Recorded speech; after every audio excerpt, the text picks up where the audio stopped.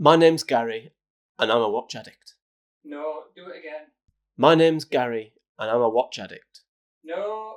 My name's Gary, and I'm a watch addict. My name's Gary, and I'm a watch addict. Go.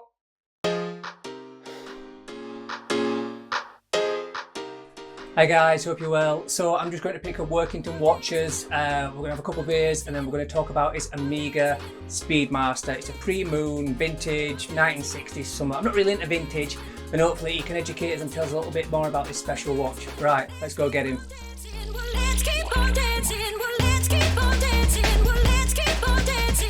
Right, well he's just putting beers in the boot, which is always a good sign. So you're going to meet Workington Watches. I don't know if he wants to use his real name. I've locked him out. That's a good start. Can we use your real name? Yes, you can. Right. Say hello to the watch world.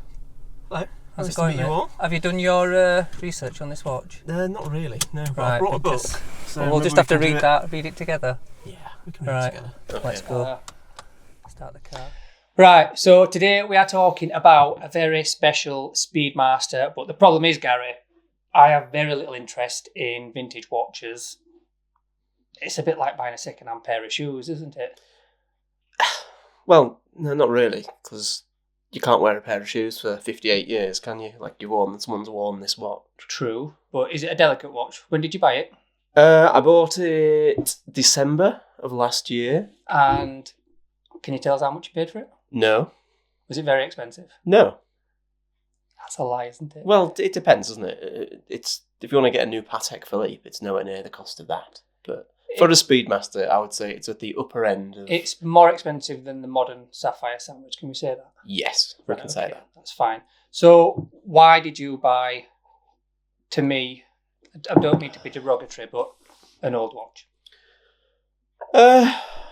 Well, my watch collecting, what I really like, is pretty much tool watches that look nice, but I'd rather my tool watches to actually have some background in having been used as a tool.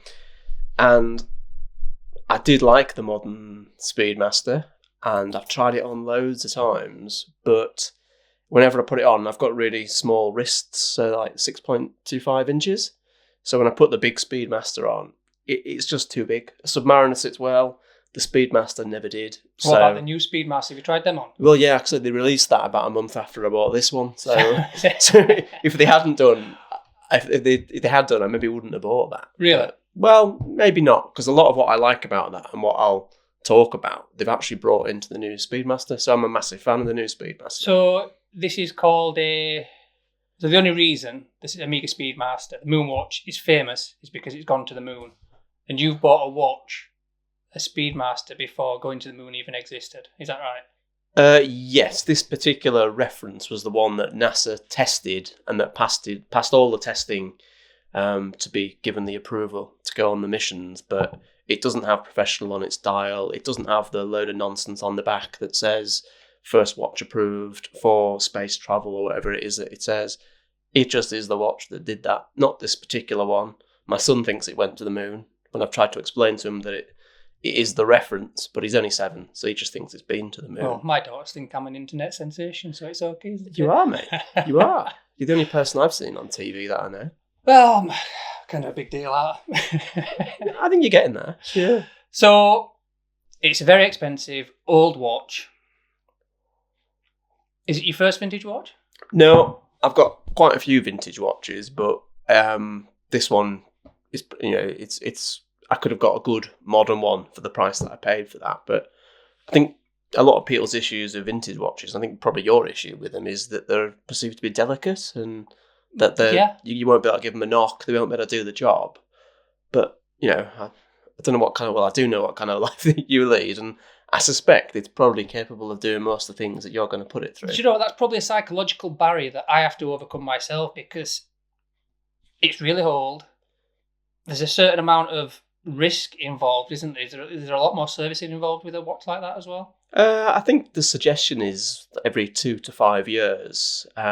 Personally, I'm going to do it every 2 years just to keep it ticking on the road. I don't want to wait until something doesn't seem to be working. How much is a service? It was serviced before I got it, and it was £450.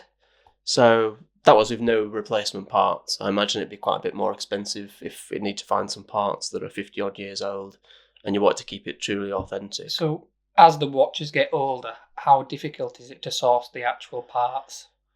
I don't know. This particular one is the 321 movement. So it's a movement that they stopped making and stopped going into watches in, I think, 68, 69. So they haven't been making it for a long time. So it might be that if something does go wrong in there, it does cost quite a bit to replace. Why? I mean, there's so many Speedmasters, like you say, over the last 50, 60 years. Why this one? Was the others in the running? You had 2 or 3 options that you wanted to go for? Well, to be honest, I was the reason I got it. It was a celebration of a new job. It was a milestone in my life that I wanted to reach. And when I was about 20, I said to myself, when I get this milestone, I'll get myself a nice watch. And I remember where I was when I made that decision. I was in the Victoria Quarter of Leeds, and I think I was looking at Raymond Weil watches, which, nothing wrong with Raymond Weil watches, but that's where my ambitions were at that point. When it actually came round much later in my life, I was originally looking at the same kind of range that I would traditionally look at, maybe a Rolex, maybe a Grand Seiko or something like that. But like any good decisions, I was actually in a pub, and it was the day before the second lockdown in December. I remember it was the first lockdown, and they were selling off beers 2 for 1.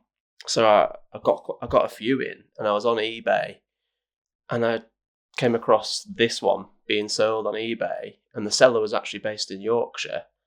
So I think I was probably emboldened in a way I wouldn't have been if I hadn't had a few drinks. So I contacted him, and he said, "Oh, I'm in your area. I can be at your house tomorrow." We've all done that. Got pissed and bought a watch on eBay. But it's a bit different when you.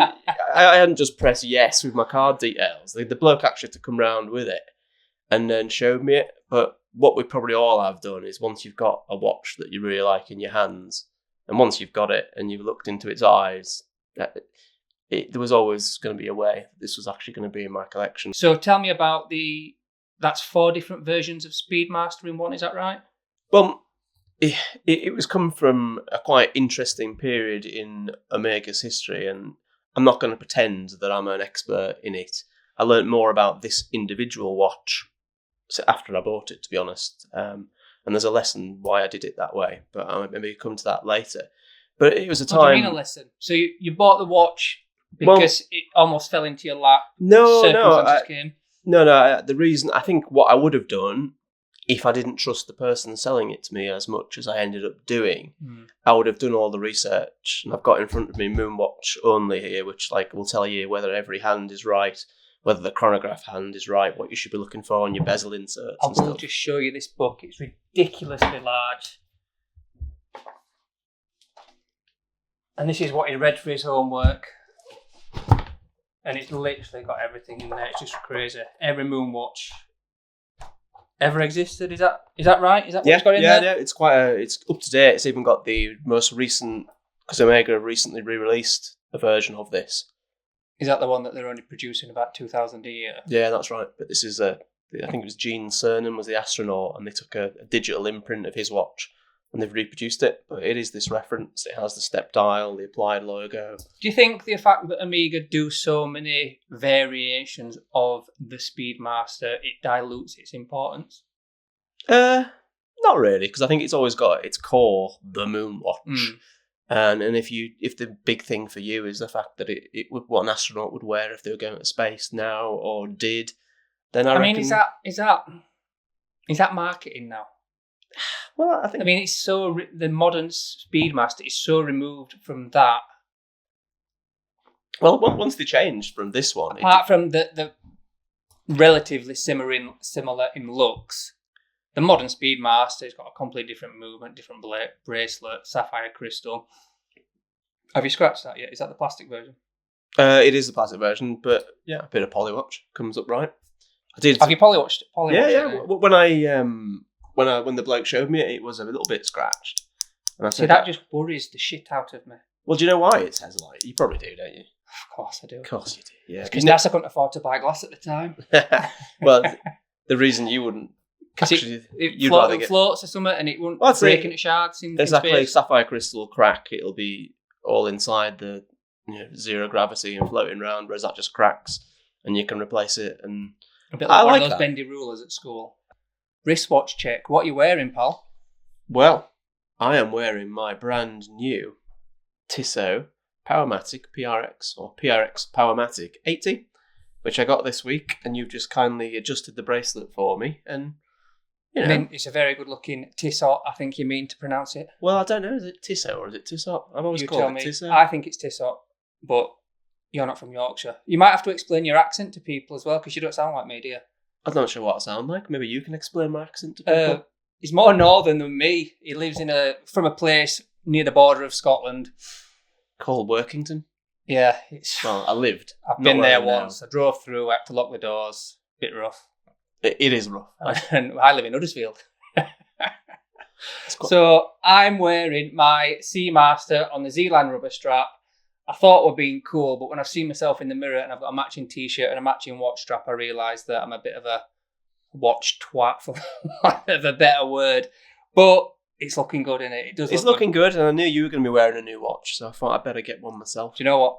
I'm going to be a copycat and I'm going to buy one of them Tissots. I think they're mint. Can you get the black dial? No, I'm going to get the blue. And then I'm going to take better shots on Instagram.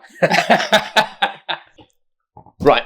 Well, the waterproofing, that's the thing that makes this watch a bit more interesting. And that's what's good about vintage watches. You can get a same reference, but they can all become individual in their own right. So this one, and you'll probably take some shots of the certificate and stuff later, but they stopped making this particular case in 1965. But this didn't leave the Omega factory until 1968. So they had the movement in one place, they had the case in another, and they, having made them, they weren't just going to throw them away. So they carried on winding them down. But at the same point, because the space exploration was going on at quite a pace, they were improving everything to make it better. So this one left the factory in 68, and by that time, they had another reference, and we can find it in this book. I did have the page sorted out, but you've lost it now. Sorry. But what they improved, well, they put crown guards on a later one for a start, but they couldn't do that for this case. But what they did improve was the crown and the pushers. And they have placed on this case, because it could take it, the pushers and the crown guard from 1968. So, sorry to interrupt. 3 years apart, the case and the movement. How do you know that? How do I know that? Well, I know that from this book. They stopped making this case in 65 because then it moved to a twisted lug model.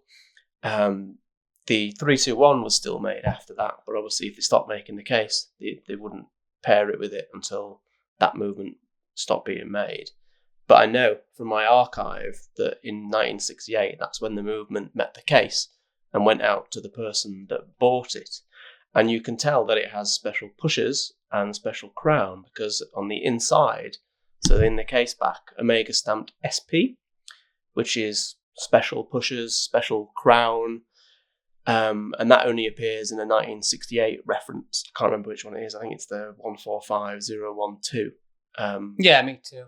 Yeah. Well, so it was an amalgamation of watches, and think, well, this hasn't left the factory, so let's make it better before it does, and we'll stick on the stuff that we've developed now to make it better. So it's quite a rare watch to have this case with those pushers. What it also has is a chronograph hand that most people would consider was not correct.